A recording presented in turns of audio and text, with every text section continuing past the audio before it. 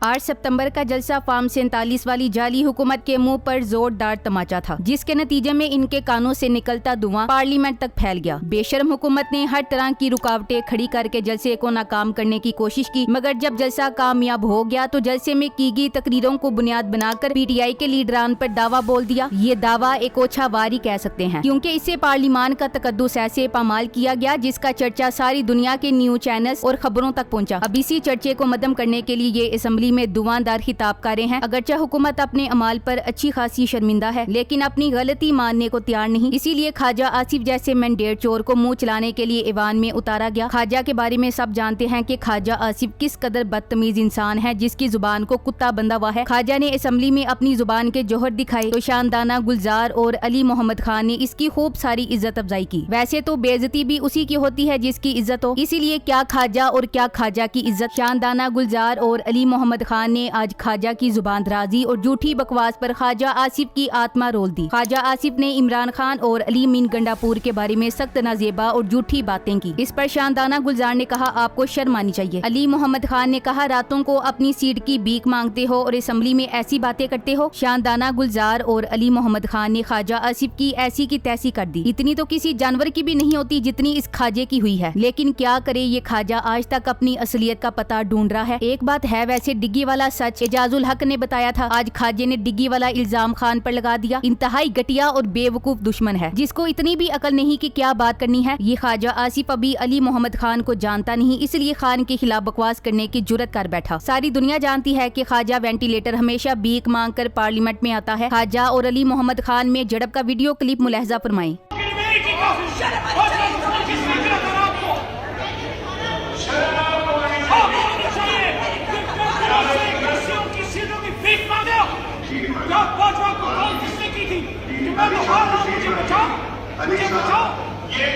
ख्वाजा आसिफ ने ईवान में इजहार ख्याल करते हुए कहा कि कल या परसों के वाक़े पर तफसीली बात हुई है। जब आप कहते हैं कि PTI का बानी इमरान खान नहीं तो पाकिस्तान नहीं, तो वहाँ रद्दअमल होना चाहिए। ख्वाजा की जलन कभी कम नहीं हो सकती। इसका सारा साड़ा इसी बात पर है। अगर ये कहे कि पाकिस्तान अमेरिका की वजह से जिंदा है, पाकिस्तान वेंटिलेटर पर है, अमेरिका चाहे तो इसे जिंदा रखे, अमेरिका चाहे तो इसे मौत दे दे, तो फिर ठीक होगा। इतना कहें तो पाकिस्तान का सगा। ख्वाजा ने कहा कि मैं कल के वाक़े की वजाहत पेश नहीं कर रहा। कल सहाफियों ने भी एहतजाज किया, उन्हें PTI को जाकर मनाना पड़ा। ख्वाजा का इशारा पार्लियामेंट पर हमला करके अरकान के अगवा की तरफ है। पाकिस्तान के वजूद और आईनी हैसियत को चैलेंज किया गया। ख्वाजा वेंटिलेटर ने कहा कि गुज़िश्ता रोज पहली बार सहाफियों और पार्लियामेंट ने मिलकर किसी जमात के खिलाफ एहतजाज किया। कहा कि हमें फौज से बात करनी है। जब आप लॉन्च आर्मी के जरिए होंगे तो बार बार उस तरफ जाएंगे। ये सियासी DNA की खराबी है। ख्वाजा का मसला ये है कि खुद तो ये फौज की मिन्नतें और तरले करके असेंबली के फ्लोर तक पहुंचा है। इसीलिए तो अली मोहम्मद साहब ने कहा कि ख्वाजा खुद तो आप रातों की बाजवा और इस्टेब्लिशमेंट की मिन्नतें और तरले करके असेंबली में पहुंचते हो और बातें हमें सुना रहे हैं। ख्वाजा का लीडर नवाज शरीफ खुद कर्नल जिलानी की तखलीक है। नवाज शरीफ ने जनरल जियाउल हक की गोद में परवरिश पाई और दुख ये है कि खान फौज की पैदावार है, जबकि इनका अपना सारा रिकॉर्ड ही गंदा है। इनका कहना था कि 9 मई को फौजी अहदाफ को तलाश करके निशाना बनाया गया। आप PTI की हुकूमत में आने और जाने के बाद की जदोजहद देखें। कल का वाकया कुछ वाकयात का तसलसल है। 9 मई को तमाम टारगेट फौज को इकट्ठा करके उनकी तुहीन की गई। ख्वाजा साहब फौज, सुप्रीम कोर्ट या पार्लियामेंट हो, आप और आपकी जमात ने अपने मफाद की खातिर बेशुमार मर्तबा इन पर हमले किए और अब आपके पेट में 9 मई का मरोड़ पड़ा है। आपको पता था कि इस्टेब्लिशमेंट और PTI एक दूसरे के करीब आ रहे हैं, इसलिए आपकी ईमा पर पार्लियामेंट पर नकाबपोशों ने हमला किया। ख्वाजा आसिफ ने कहा कि इन लोगों ने मुझ पर आर्टिकल 6 लगाया है। ये गेम खेल रहे हैं, ये और कुछ नहीं कर रहे। इनकी खवातीन हैं, बाकी खवातीन नहीं है। इन्होंने कहा कि मेरा कायद अपने पूरे खानदान के साथ मुझे गिरफ्तार किया गया, मुझ पर आर्टिकल 6 लगाया गया। अली मोहम्मद खान ने काबीना में इस फैसले की हिमायत की। माशाअल्लाह ख्वाजा वेंटिलेटर समझता है इस कौम की याददाश्त कमजोर है। ख्वाजा साहब, इस कौम ने आप और आपके कायद मोहतरम को हमेशा डील करके मुल्क से भागते ही देखा है और गिरफ्तारी के बाद आपका कायद और बेटी जेल में भी सहूलियात के साथ ही रहे हैं, जिनकी तफसीलात बारहा दोहराई जा चुकी हैं। ये सुनकर अली मोहम्मद खान और शानदाना गुलजार अपनी नशिस्तों से खड़े हो गए। ख्वाजा आसिफ ने शानदाना गुलजार से गुफ्तगू करते हुए कहा कि मैं आपको मुंह नहीं लगाना चाहता, वरना आप कहेंगे मैं औरत हूँ। इस पर अली मोहम्मद खान ने रद्दअमल देते हुए कहा कि तमीज से बात करें। ख्वाजा आसिफ ने अली मोहम्मद खान को जवाब देते हुए कहा कि मैंने तमीज आपसे सीखी, आज 2 दिन हो गए हैं और 13 दिन बाकी हैं। हम इंतजार कर रहे हैं वो लश्कर लेकर आए। ख्वाजा को अमीन गंडापुरी की बैंड बाजे और बारात वाली बात खाई जा रही है। बेचारा खुद तो मरियम नवाज की छुप छुप कर बेइज्जती करता रहता है। इसकी इतनी जुर्रत नहीं कि नानी के राज सरेआम खोल सके। नानी और पूरी नून लीग ने बैंड बाजा और बारात को अपने साथ मंसूब कर लिया है। न जाने कब नानी के ये शौक पूरे होंगे। भाई इस पार्लियामेंट की इज्जत सिक्योरिटी बूटों ने अपने पैरों तले रोन डाली। किसी को कोई फर्क नहीं पड़ा। क्या ख्वाजा